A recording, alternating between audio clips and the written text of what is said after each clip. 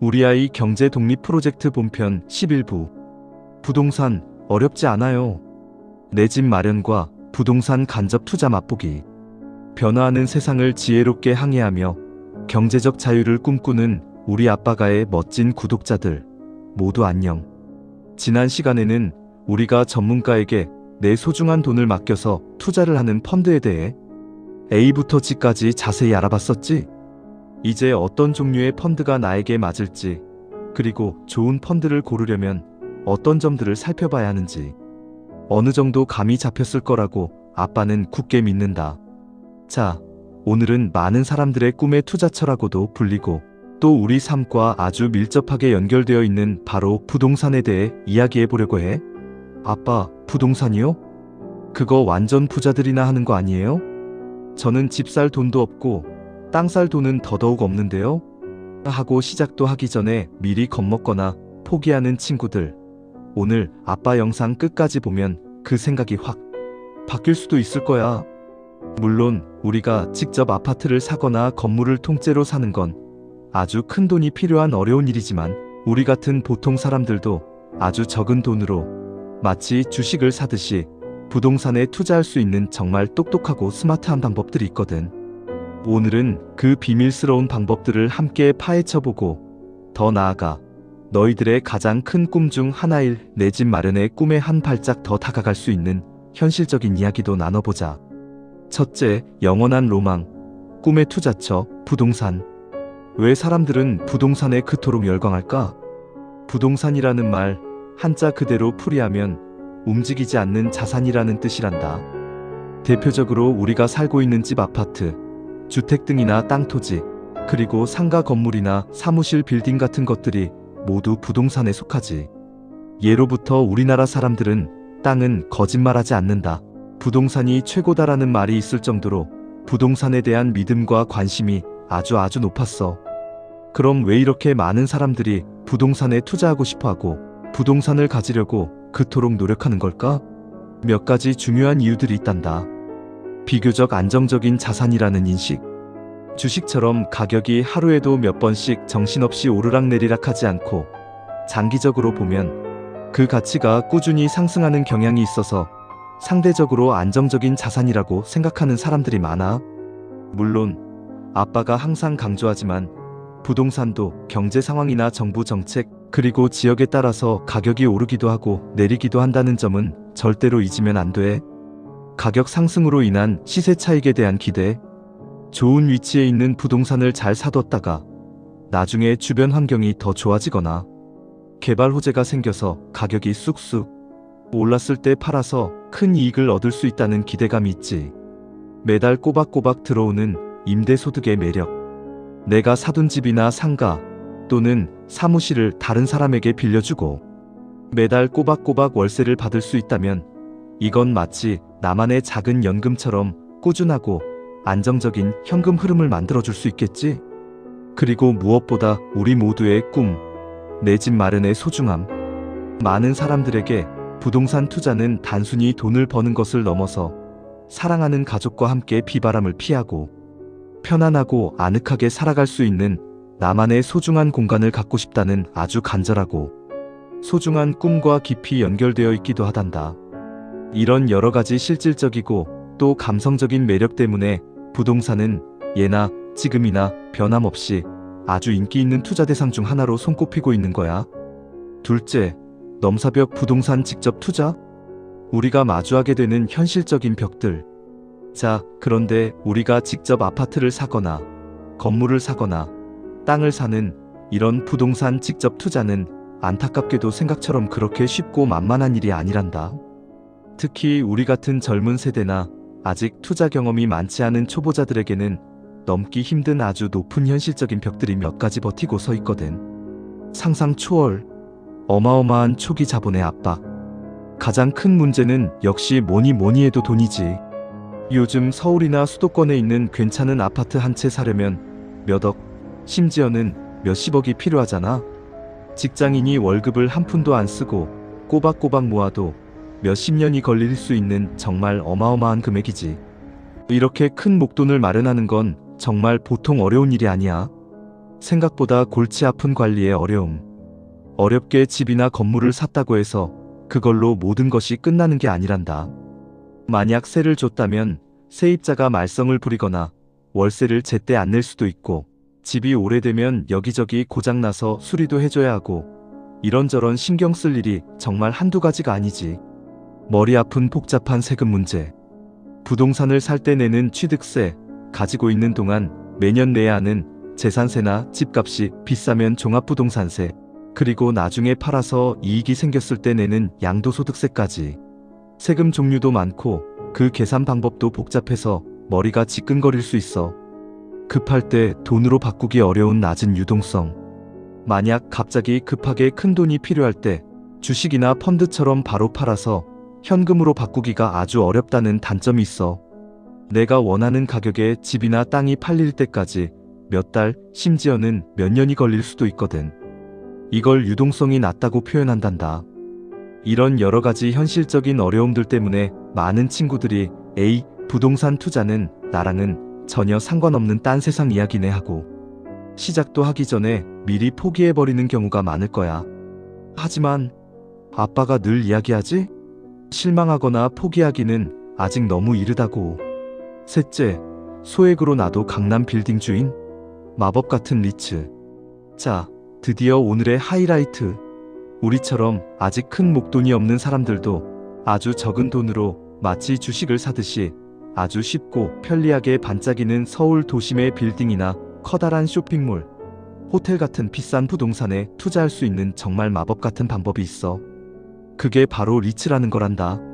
리츠는 영어로 릴 이스테이트 인베스트먼트 트러스트의 줄임말로, 우리말로는 부동산 투자회사 또는 부동산 투자 신탁이라고 부르는데, 이름이 좀 어렵게 느껴질 수 있지만 그 원리는 아주 간단해.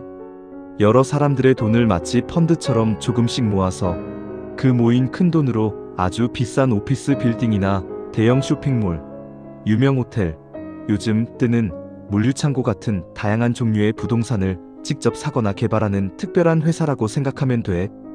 그리고 그렇게 사거나 개발한 부동산에서 나오는 임대료 수입이나 나중에 그 부동산을 팔아서 얻은 이익 매각 차익을 투자자들에게 배당금 형태로 꼬박꼬박 나눠주는 구조를 가지고 있단다.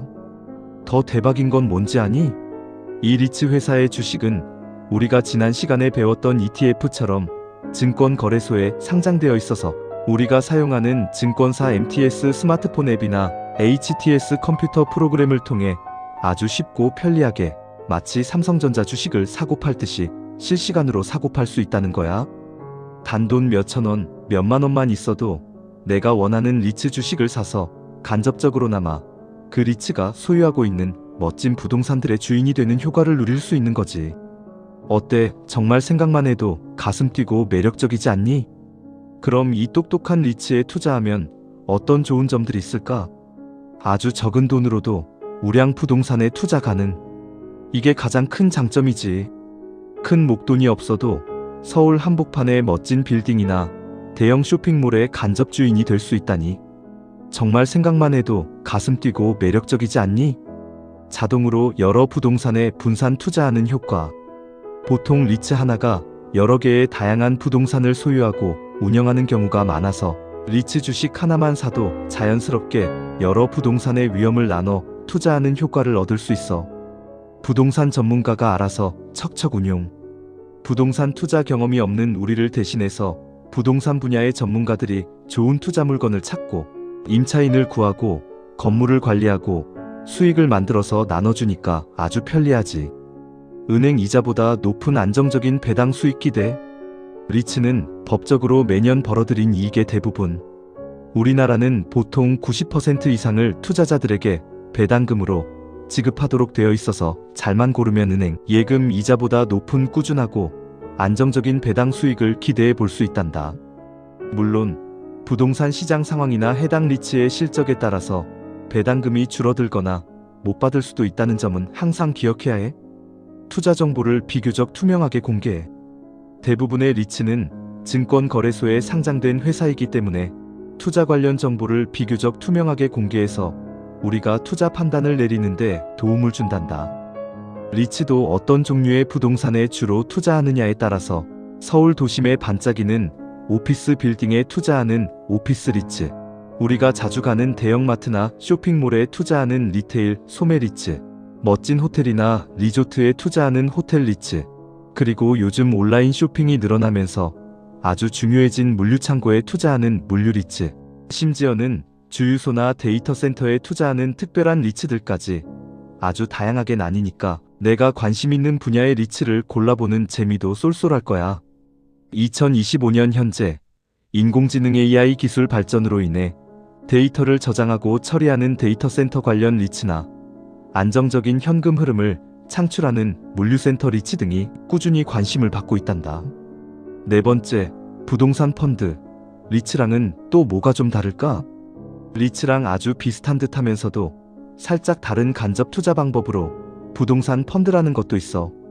이것도 이름에서 알 수 있듯이 여러 사람들의 돈을 모아서 부동산이나 부동산 관련 자산, 예를 들어 부동산 개발 사업에 돈을 빌려주는 대출 채권 등에 투자하는 펀드의 한 종류란다. 은행이나 증권사 창구 또는 온라인을 통해서 가입할 수 있는 공모형 부동산 펀드는 우리 같은 일반 투자자들도 비교적 쉽게 참여할 수 있어. 그럼 리츠랑 부동산 펀드는 구체적으로 뭐가 다르냐고? 가장 큰 차이점은 거래 방식과 환매, 현금으로 바꾸는 것의 편리성이라고 할 수 있어. 리츠는 주식처럼 증권 거래소에서 실시간으로 내가 원할 때 비교적 쉽게 사고 팔 수 있어서 유동성이 좋다고 했었지? 그런데 부동산 펀드는 일반적인 펀드처럼 환매를 신청하면 며칠 또는 그 이상의 시간이 걸릴 수 있고, 펀드의 종류에 따라서는 중간에 팔고 싶어도 정해진 기간 동안에는 못 파는 폐쇄형 구조를 가진 경우도 있어서 리츠보다는 유동성이 떨어질 수 있단다. 또 리츠는 하나의 독립된 회사 주식회사의 형태를 띠고 운영되지만 부동산 펀드는 말 그대로 펀드의 형태로 설정되고 운용된다는 점도 조금은 다른 부분이라고 할 수 있어. 어떤 것이 무조건 더 좋다고 말하기는 어렵고 각각의 장단점과 특징이 있으니 나의 투자 성향이나 투자 목적, 그리고 자금의 유동성 등을 잘 고려해서 신중하게 선택하는 것이 중요하단다. 다섯 번째, 매력적인 부동산 간접 투자. 이것만은 꼭 알고 시작하자. 자, 오늘 우리가 배운 리츠나 부동산 펀드 같은 부동산 간접 투자는 우리 같은 보통 사람들에게 정말 매력적이고 새로운 투자 기회를 제공해주는 것이 분명해. 아주 적은 돈으로도 쉽게 다양한 종류의 부동산에 투자할 수 있고 안정적인 배당 수익도 기대할 수 있고 부동산 전문가가 알아서 운용해주니까 편리하지. 특히 리츠의 경우에는 주식처럼 쉽게 사고 팔 수 있어서 유동성도 좋다는 큰 장점이 있었고, 하지만 아빠가 항상 하는 말 있지? 세상에 공짜 점심은 없다고. 이렇게 매력적인 부동산 간접 투자에도 우리가 반드시 주의해야 할 점들이 분명히 있단다. 부동산 시장이 안 좋으면 당연히 손실 볼 수 있다. 아무리 간접 투자라고 해도 결국은 부동산이라는 실물 자산에 투자하는 것이기 때문에 만약 부동산 경기가 전반적으로 나빠져서 임대료 수입이 줄어들거나 부동산 자체의 가격이 떨어지면 당연히 내가 투자한 리츠나 부동산 펀드의 가격도 하락하고 투자 원금 손실이 발생할 수 있어. 금리가 오르면 부동산 투자에는 불리할 수 있다. 보통 부동산 회사나 리츠는 은행에서 돈을 빌려서 부동산을 사거나 개발하는 경우가 많은데, 만약 시장 금리가 계속해서 오르게 되면 이자 부담이 커져서 수익성이 나빠질 수 있어. 또 은행 예금 금리가 너무 높아지면 상대적으로 리츠나 부동산 펀드의 배당 수익률 매력이 떨어져서 투자자들이 빠져나갈 수도 있고, 어떤 회사가 운용하느냐도 아주 중요하다. 운용사의 능력, 어떤 좋은 부동산을 골라서 얼마나 효율적으로 잘 관리하고 운용하느냐에 따라서 리츠나 부동산 펀드의 수익률이 크게 달라질 수 있으니까 해당 리츠 회사나 펀드를 운용하는 자산운용 회사가 얼마나 실력 있고 경험이 풍부하며 믿을만한 곳인지도 잘 살펴봐야 한단다. 텅 빈 사무실, 텅 빈 상가의 위험, 공실 위험. 리츠나 부동산 펀드의 주된 수익원은 바로 임대료 수입인데, 만약 경기가 너무 안 좋아서 사무실이나 상가가 텅텅 비어 있다면 당연히 임대료 수입도 줄어들고 배당금도 줄어들 수밖에 없겠지. 이걸 공실이라고 해. 여섯째, 내 집 마련의 가장 확실한 첫걸음, 주택 청약 종합저축 이야기. 마지막으로 부동산 투자와는 조금 결이 다르지만 우리 아들, 딸처럼 앞으로 언젠가는 내 이름으로 된 멋진 집을 꼭 마련하고 싶은 젊은 세대에게는 정말 중요한, 그야말로 필수템이라고 할 수 있는 통장이 하나 있어서 아빠가 꼭 한번 짚고 넘어가려고 해. 그건 바로 주택 청약 종합저축 통장이란다. 아마 한 번쯤은 들어봤을 거야. 이 통장은 매달 꾸준히 일정 금액을 저축하면 나중에 새롭게 지어지는 아파트를 다른 사람들보다 먼저 분양받을 수 있는, 청약을 할 수 있는 소중한 자격을 주는 통장이야. 단순히 저축 기능만 있는 것이 아니라 조건에 해당하면 연말정산 때 소득공제 혜택도 받을 수 있고 일반 은행 예금보다 금리도 상대적으로 괜찮은 편이라서 아직 이 통장이 없는 친구들이 있다면 이번 기회에 꼭 하나 만들어 두는 것이 좋아. 당장 집 살 계획이 없더라도 미리미리 꾸준히 납입해서 청약 가점을 쌓아두면 나중에 정말 좋은 기회가 왔을 때 그 꿈을 현실로 만들 수 있는 아주 강력한 무기가 될 수 있으니까. 특히 우리 아들, 딸처럼 30대 초반이라면 지금부터라도 늦지 않았으니 꼭 한번 알아보길 바란다. 오늘은 많은 사람들이 꿈꾸는 로망의 투자처, 바로 부동산에 대해 함께 알아봤어. 직접 큰돈을 들여 부동산을 사는 건 아직 우리에게 먼 이야기일 수 있지만 리츠나 부동산 펀드를 통해 우리도 아주 적은 돈으로 똑똑하게 부동산에 간접 투자할 수 있다는 사실. 그리고 내 집 마련의 꿈을 향한 가장 확실한 첫걸음인 주택 청약 종합저축의 중요성까지. 정말 유익한 시간이었지?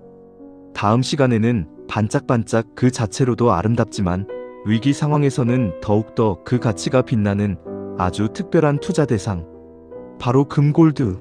안전자산의 대표주자인 이 금에 투자하는 다양한 스마트한 방법들에 대해 아주 자세히 알아볼 거야. 우리가 아는 금반지나 금목걸이 말고도 금에 투자할 수 있는 방법이 정말 많다는 사실, 다음 시간에 깜짝 놀라게 될지도 몰라. 기대해도 좋아. 다음 편 예고, 반짝반짝 금은방. 아니, 금 투자도 스마트하게.